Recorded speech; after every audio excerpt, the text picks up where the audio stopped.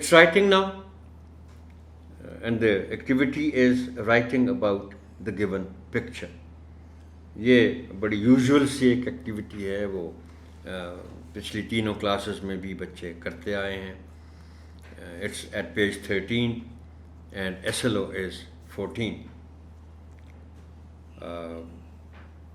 इस पे फिर मैं वही मशवरा दूंगा आपको ऑनरेबल टीचर के. देखिए, उन्होंने बच्चों ने चूँकि इंग्लिश में लिखना है इस पिक्चर के बारे में,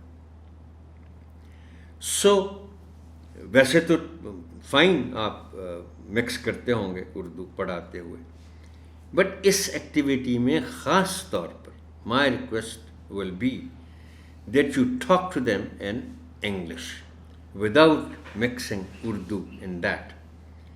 And the reason why I say that is that they will be picking from your talk not only the words but also ideas which they will be getting about the picture.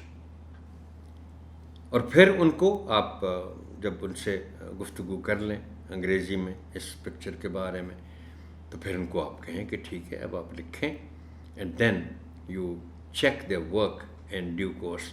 और checking में honourable teacher, मैं शायद इससे पहले भी जिक्र हुआ होगा कि ये जो लेवल है एक्चुअली देखें क्लास 4 है, इसमें मैं ये नहीं कहता कि आप आइडियाज़ के बारे में ना देखें, उनकी राइटिंग में देखें, but give more importance to the syntax.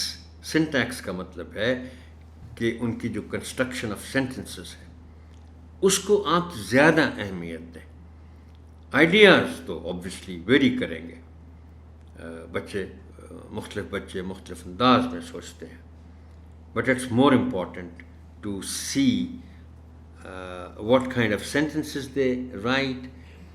Are their sentences grammatically correct or not? Well, that is all for this tutorial, Honorable Teacher.